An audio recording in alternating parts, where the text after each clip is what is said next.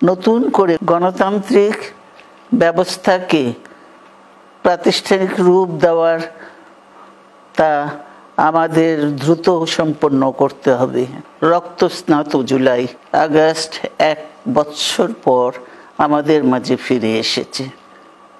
দীর্ঘ 16 বছর ফ্যাসিস্টদের নির্মম অত্যাচার, নির্যাতন, গ্রেফতার, হত্যা, খুনের মাধ্যমে গণতন্ত্রকে ধ্বংস করে এবং এক দলীয় শাসন ব্যবস্থা চিরস্থায়ী করতে চেয়েছিল আওয়ামী শাসক গোষ্ঠী।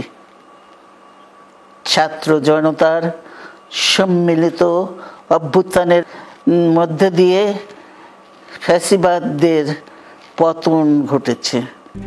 RICL TMX, যুগের পর যুগ স্থাপনা থাকে মজবুত।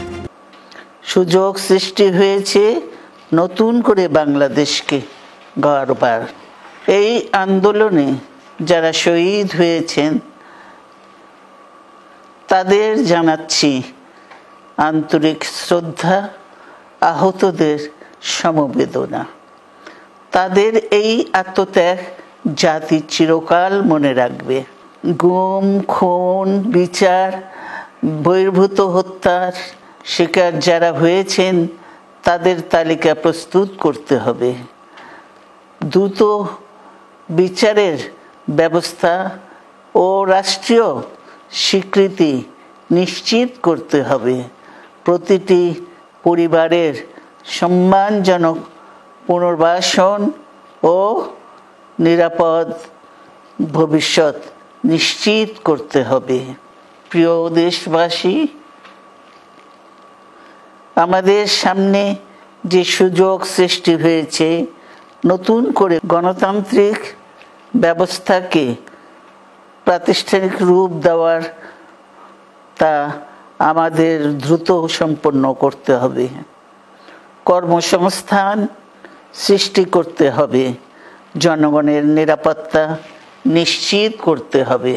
সর্বোপরি বাংলাদেশের স্বাধীনতা, সার্বভৌমত্বকে রক্ষা করতে হবে যে কোনো মূল্যে। বীরের এই রক্তস্রোত, মায়ের অশ্রুধারা যেন বৃথা না যায় তা নিশ্চিত করতে হবে। ঐক্য বজায় রাখতে হবে। আসুন আমরা সবাই মিলে শহীদ জিয়ার স্বপ্নকে বাস্তবায়িত করি কোটি মানুষের নতুন বাংলাদেশের নির্মাণের স্বপ্নকে।